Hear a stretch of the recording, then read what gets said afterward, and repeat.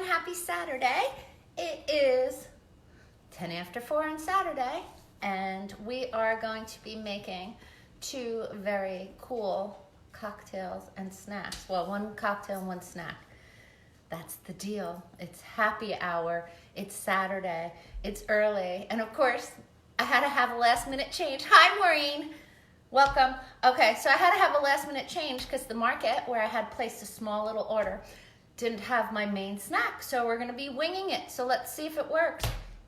But first, let's start with our cocktail. So today I'm making a down and dirty martini. There you go. So my martini, down and dirty martini glass is chilling with ice because I didn't want to put it in the freezer and have to run over and get it out. So very important, make sure, hi Kevin, make sure your glass is either in the freezer or chilling while you make it, and then you're gonna dump the ice out. All right, so very, very, very simple.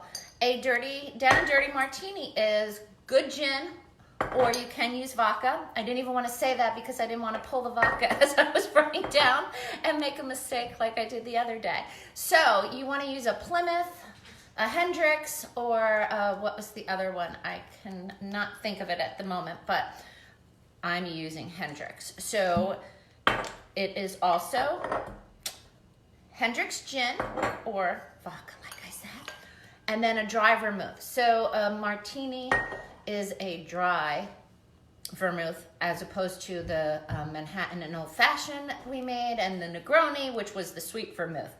What I didn't know about vermouth when I was talking to somebody the other day is that vermouth is like a wine-based liqueur. So, Spike, stop. So, sorry, my dog wants to get out. After you open it, you should keep it in the fridge. Well, my bottle is almost empty, so the next bottle I get will go in the fridge after I open it. So, a dirty martini, down and dirty, is gin, vermouth, and olive brine or olive juice. There's a difference between brine and juice. Not really sure what it is other than we don't buy olive brine and we don't make olive brine. Hi Vincent. Hi Samantha.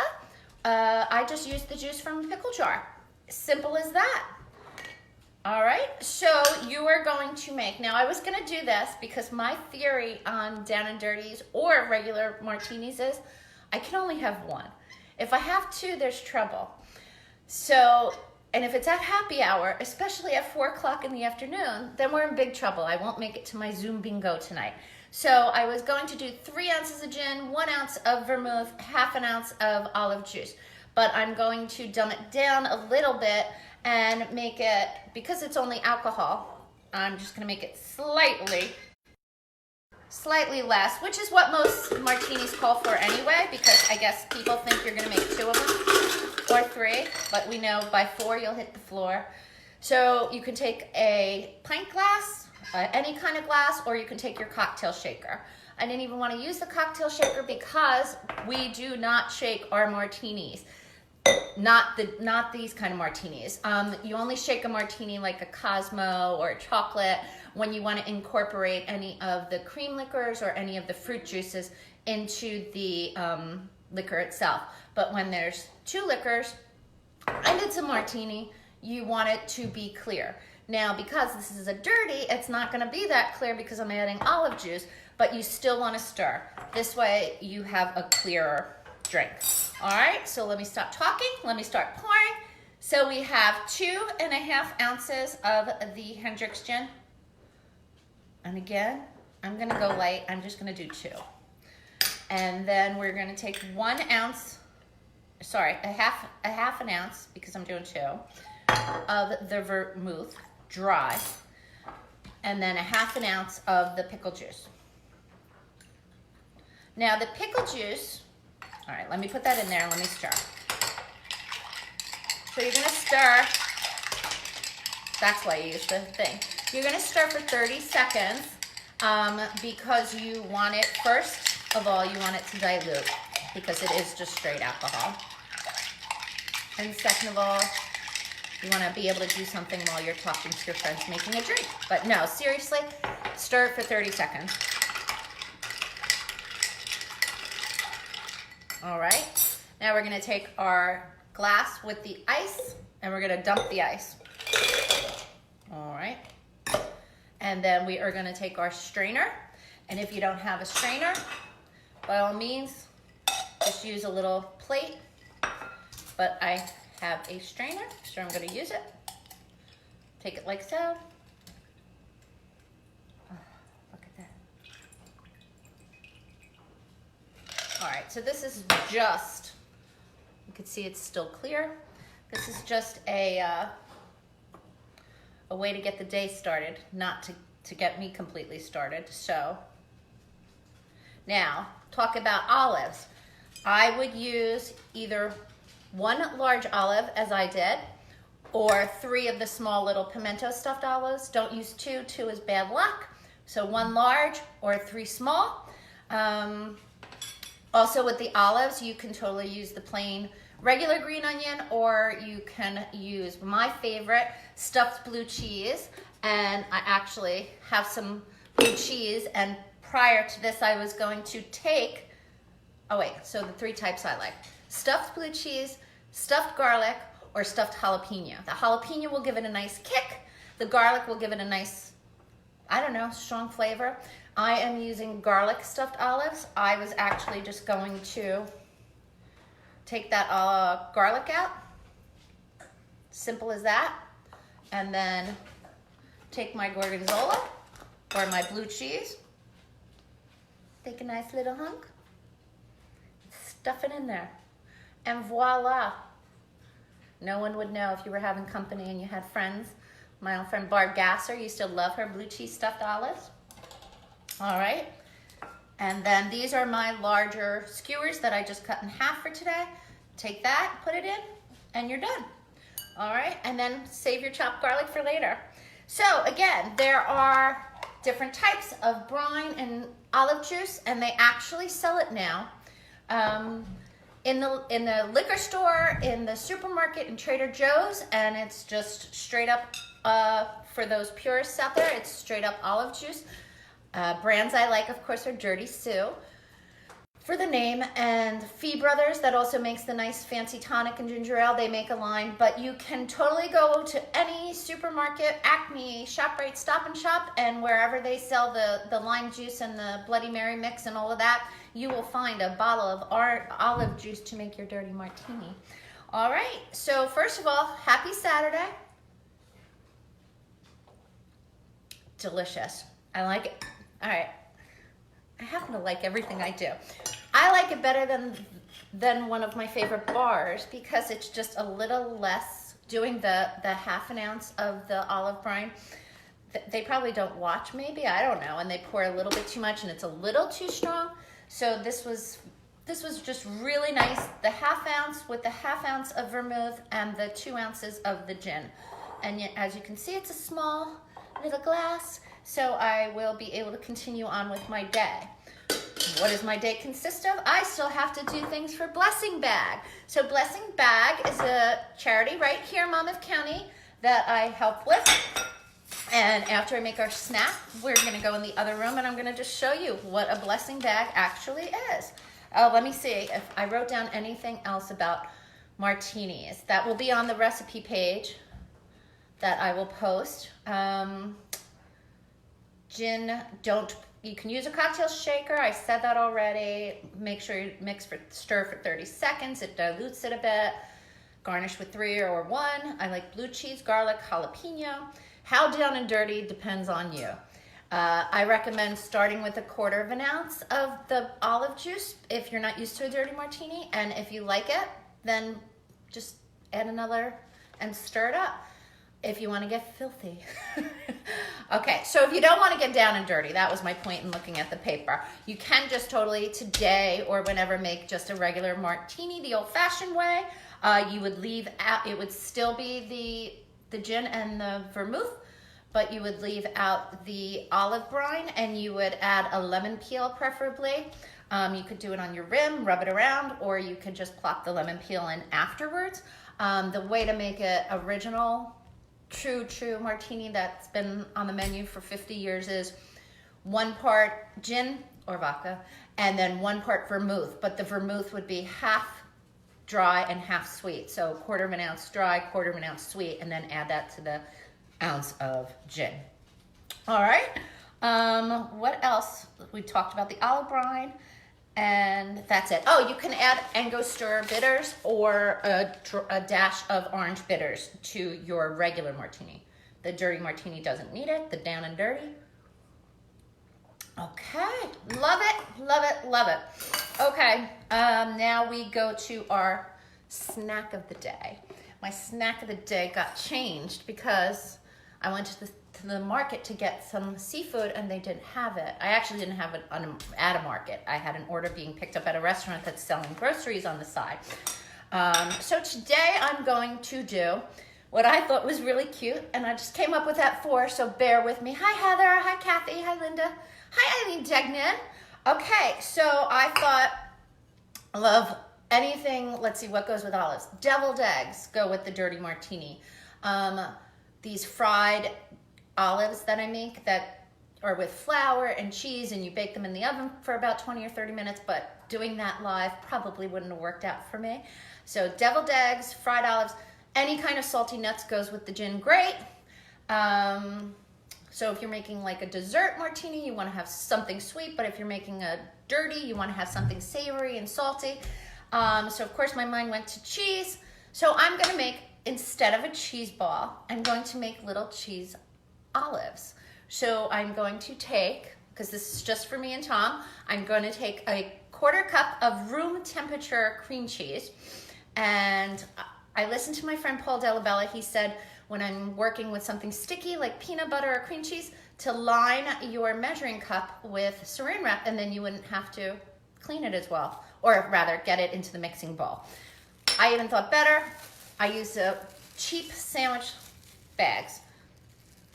Dumped right out, boom, there's the mess. No mess, no fuss. And actually, if you wanted to save this and be really, really frugal, you can save this to store your leftovers. But with this size recipe, there aren't gonna be any leftovers. So let's do a 1/4 cup. Now this is literally just a tidbit to have with our martini. Usually you would just stop in a really nice bar, have one of these for happy hour, and then continue on wherever you're going. So we're gonna do a 1/4 cup, I don't know why that light is working like that, a 1/4 cup of cream cheese, and then you can mix in, I would say at least 2 cheeses. If you don't have 2, 1 is fine. I'm going to take 1/8 cup of mozzarella, shredded, and literally you're just eyeballing it. It's fine if it's more. Okay, and if I was doing the blue cheese stuffed olives, I'd add gorgonzola or blue cheese, but I put the garlic stuffed olive in there, so I'm gonna go with a more garlicky cheese olive. So I did mozzarella and cream cheese, and now if I didn't have this, which is muffalata, which is what they put on spreads down in New Orleans on their muffalata sandwiches, but basically it has everything that I need to put in this, so I grabbed it, which is olives, garlic salt, vinegar, blah, blah, blah. All right, so I'm gonna use a little bit of that. If I didn't do that, I would just quickly chop up about 1 to 3 olives, depending on their size, maybe add a few capers and some roasted red pepper if you have it. But I have this stuff and it's probably going bad, so I want to use it. It has the pimento in it, and I'm just going to put about a teaspoon in there. All right, and now just to build up the flavor a little bit, you're going to put a little garlic powder, and by a little, just sprinkle it on till it's all covered. You don't have to measure this. And I love red pepper flakes. I like everything spicy, and with a martini, you want a little flavor. So about 3 or 4 shakes of that. And of course, to match the salt in the brine of the olives, we're gonna add a little coarse salt. All right, that's it. Now you're just gonna mush, mush, mush. So let me mush while I'm talking. I have no idea how this is gonna be. The other cute idea that I probably could have done to make it adorable, but again, I just thought of this, would be to not add the chopped pickles and capers and all of that, and roll the cheese in there so it would look like an olive actually. I could roll some of this out on a plate and then dip it in there, but my thought was to roll them in Parmesan cheese. So that would be my third cheese for the cheese ball. So it would be the mozzarella, the cream cheese, and then have the Parmesan cheese to roll it in. All right, so as soon as we're mixed up, we are gonna, oh, you know what I thought too? Little everything bagel. Might be nice. All right. So we're just gonna take this. Now, putting this in the fridge, probably for about 20 minutes, half an hour would be great. But if not, just take it. You're gonna get messy, but that's okay. Roll it and you have a little cheese ball. All right. I don't know if you could see it there. I don't know what's going on. Can you see it? Somebody comment if you can see it. Little cheese ball. So yeah, do whatever. If you have chopped olives and capers and you want to roll them out in that, fine.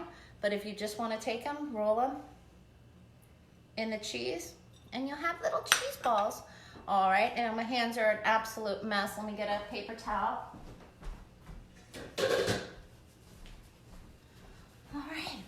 Now, the thing I love is these Parmesan crisps.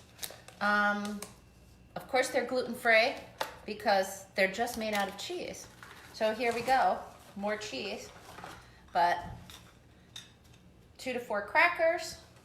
Oh, and some carrot sticks. Most people always want to do celery. I'm so over celery, over the prices that they charge for it ever since it became popular. It seems to be dying back down, but I think cream cheese is nice. But if, carrots are nice, but if you have celery, by all means. All right, so there's your little snack. All right, some little olive cheese balls. And you could even, if you wanted to, just make them look like olives. All right. Or, like I said, I think it would be really cute to roll them in the green, and then it would totally look like an olive. Okay, so what do we say for the weekend? Cheers, ching ching. Bottoms up, bottoms up, bottoms up. I got these glasses. I got 4 different glasses, and the actual recipes on the bottom for my 40th birthday, many, many moons ago. Okay, so that's delicious. I'm going to untape. Yes, my phone is taped to a basket right now. I'm going to untape my phone, and we're gonna go in the other room. So you get to see another room. All right, so what I have here is Blessing Bag, okay? This is the organization, a Monmouth County-based organization. Hi, Nicole. All right, so what is Blessing Bag? It's a group of like-minded individuals that operate. I'm sorry, let me start all over because I want to get this right. I asked Kevin to write it out for me. A group of like-minded individuals showing compassion and humanitarianism to those that need it. Hi, Kevin, I see he joined us. We do this through collecting, making, distributing, handing them out to soup kitchens, food pantries all around New Jersey. We hand out about 2,000 blessing bags a month. I obviously don't hand out 2,000. They do. So what's in a blessing bag? All right, well, let's start with the very simple things. So we do snack foods.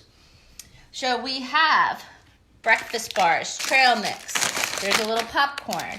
And the reason I'm showing this to you guys is if you feel the need, we usually do a soup kitchen 4 times a week in 4 different locations in Monmouth and Ocean. I work at the one in Long Branch, and I even hate calling it a soup kitchen because it's more than that. We serve a full meal with dessert, and Kevin's great. He has tickets that he hands out to the attendees, and they get prizes like laundry detergent and all of that good stuff.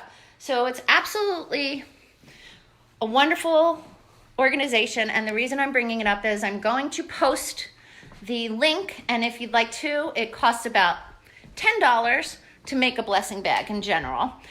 We get lots of donations from people. He not works at schools, but they go to schools. they speak. These kids we had one in Freehold right before this all started. They put together, I don't even know how many. It was the biggest blessing bag assembly ever. Some people just donate cases of water. Some people take all of their, if I could show you, when you go traveling and you have all those leftover travel size.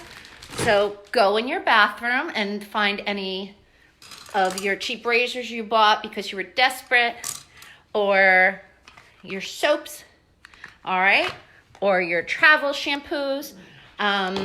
We use them. We use them to put together all these blessing bags, all right? So let's see. What's in our supply bag? Snack foods, including breakfast bars. Oh, I look awful in this light. Sorry, I know I'm talking about a charity, but oh, goodness. All right. Snack foods, water bottles, shampoo, body wash, toothbrush, travel size toothpaste, travel size lotion, deodorant, and disposable razors. We have an Amazon wish list once you go on the site. And if you can't physically get to us, you can always either make a monetary PayPal or Venmo donation, or I can't get this, or, come and help us one day, either at the soup kitchen. There's one in Freehold now that they just started. All right. So you would take your bag with your sock, your soap, your lotion, your toothpaste,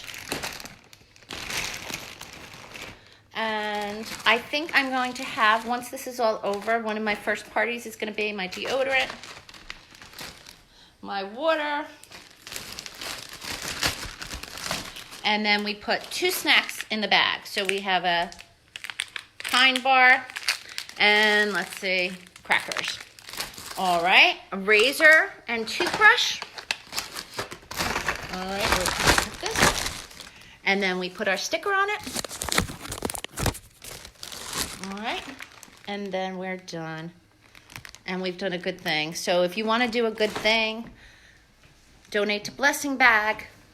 And he is still out there. Kevin is still out there donating his time. And he's dropping off all these supplies so we can put them together. And then he picks them all back up. And then he drives to any of our locations. He also goes to Newark Penn Station and New York Penn Station. And we do that. We do coat drives. We do blanket drives. We do Thanksgiving meals. We do Christmas meals. So I will put that link on. And thank you all so much for listening to me and hearing me out. And that's it. So take care. Have a blessed Saturday. And I'm going to go have my olive cheese balls. All right. Take care. Bye.